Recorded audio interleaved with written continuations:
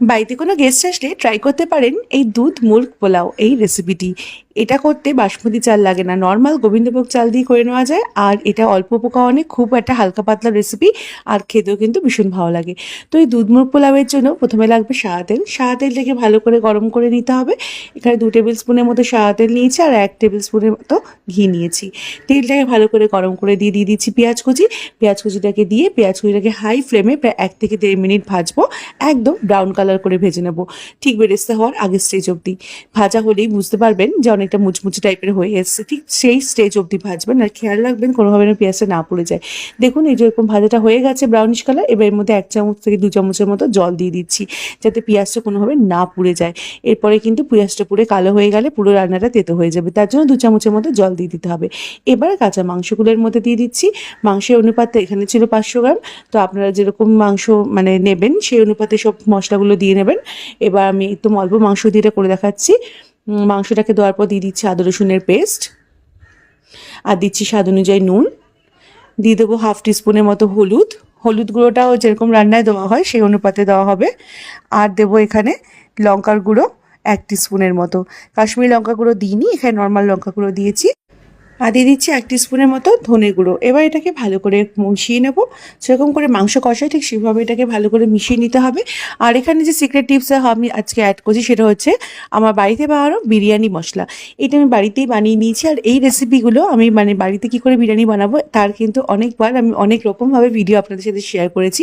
তাই জন্য আজকে ভিডিওটা দেখালাম না যে কী করে বিরিয়ানি মশলা বাড়িতে বানাবো। এই মশলাটা কিন্তু বাড়িতে বানিয়ে নিলে সবথেকে ভালো হয়। বাড়িতে বানিয়ে না নিলে কিন্তু আপনারা বাজারের দোকান থেকে কিনেও এটা ইউজ করতে পারেন। 2 চামচের মতো বিরিয়ানি মশলা দিচ্ছি। যদি মনে করেন যে বিরিয়ানি মশলাটা গরমকালে দিলে উগড়ো হয়ে যাবে, তাহলে সেই জায়গায় কিন্তু 1/2 টিস্পুনের মতো গরম মশলা গুঁড়ো দিয়েও এটা করতে পারেন। এবার মশলাটাকে দেওয়ার পরে এখানে দিয়ে দিচ্ছি 1/2 টিস্পুন মানে একদম কয়েক ফোঁটার মতো food colour, red food colour. এখানে রেড ফুড কালারটা একদমই অপশনাল, আপনাদের এটা না দিলে কোনো প্রবলেম নয়। এটা আমি জাস্ট মানে রেস্টুরেন্টে বা দিলে এরকম একটা সুন্দর একটা কালার আসে, পিঙ্কিশ কালার, সেই কারণে এটা দিয়েছি। এটা কিন্তু বাড়িতে করলে না দিলেও হবে। ফুড কালারটা অপশনাল। ফুড কালার দিয়ে এটাকে ভালো করে মিশিয়ে একটু ঢাকনা দিয়ে ঢেকে রেখে দিয়েছিলাম মিনিট 5 মতো মাংসটাকে ভালো করে জল ছাড়াবার জন্য। দেখুন মাংসের গা থেকে কিন্তু অটোমেটিক জল ছেড়েছে, আলাদা করে কিন্তু আমি এখানে কোনো জল অ্যাড করিনি এখনও। এই মাংসটাকে ভালো করে আমি সেদ্ধ করে নিয়েছি 5 মিনিটের মতো। তারপরে এখানে এই যে গোবিন্দভোগ চালটাকে ভালো করে ধুয়ে রেখেছিলাম, ধুয়ে জল ঝরিয়ে শুকিয়ে নিয়েছিলাম, সেই চালটার মধ্যে দিয়ে দিলাম। এবার চালটাকে দেওয়ার পরে চালটাকে ভালো করে মেশাবার আগে এখানে আরেকটা টিপস দিচ্ছি, সেটা হচ্ছে 2 চামচ চিনি দিয়ে দিন। আর দিয়ে দিন এর মধ্যে 2 চামচ চিনি যদি দিয়ে এটাকে ভালো করে কষানো মানে এই মাংসের সাথে কষানো হয়, তাহলে কী হবে, চালটা পরের দিকে গেলে কোনোভাবে আঠালো আঠালো ভাবটা যে হয় পোলাওতে সেটা হবে না। একদম শেষের দিকে কিন্তু এটা পুরো ঝুরঝুরে হয়ে যাবে।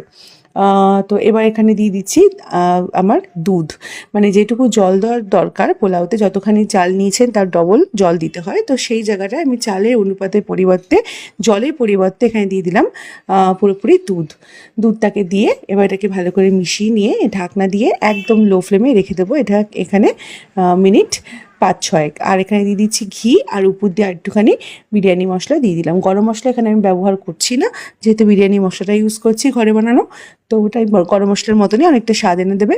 তা আপনারা কিন্তু যদি বিরিয়ানি মশলা না ইউজ করে থাকেন তাহলে গরম মশলা করে দেবেন। 5-6 মিনিট পর ঢাকাটাকে তুলে নিচ্ছি, নিয়ে যেহেতু দুধ দিয়েছি সেটার জন্য কড়াইতে এরকম মনে হচ্ছে আঠা আঠাভাবে লেগে গেছে, কিন্তু পরের দিকে কিন্তু এটা একদমই ঝুরঝুরে হয়ে যাবে।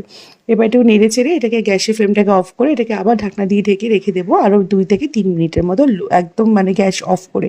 তাতে কী হবে, চালটা যে একদম প্রথমে মাখা মাখা দেখাচ্ছিলো সেটা দেখুন একদম ঝুরঝুরে হয়ে গেছে। এবং আরটু পর যখন আরও ঠান্ডা হবে চালটা কিন্তু আরও সুন্দরভাবে ঝুরঝুরে হয়ে যাবে। দেখুন বন্ধুরা, পরিবেশনের সময় এটা কিন্তু একদম ঝরঝরে হয়ে গেছে। তো এরকম সহজ রেসিপিটা আপনারা বাড়িতে একটি বা হলে ট্রাই করতে পারেন। রেসিপিটা কিন্তু করতে খুব একটা বেশি সময়ও লাগে না, আর খুব একটা বেশি উপকরণও লাগে না, ঝটপট করে নেওয়া যায়। আর কেনা মশলা দিয়ে করলেও কিন্তু খারাপ লাগে না, খেতে ভালোই লাগে। ইনফ্যাক্ট বিরিয়ানি মশলা থেকে কিন্তু গরম মশলাতেও এটা খেতে মানে খুব একটা খারাপ লাগে না। তো আপনারা বাড়িতে ট্রাই করুন, করলে কমেন্টে জানাবেন রেসিপিটি কীরকম লাগলো, আর ভালো লাগলে বন্ধু বান্ধবের সাথে শেয়ার করে দেওয়ার অনুরোধ রইল। আজকের মতো এই পর্যন্তই, আবার চলে আসবো নতুন রেসিপির সাথে। সবাই ভালো থাকবেন, সুস্থ থাকবেন। Thank you for watching this video.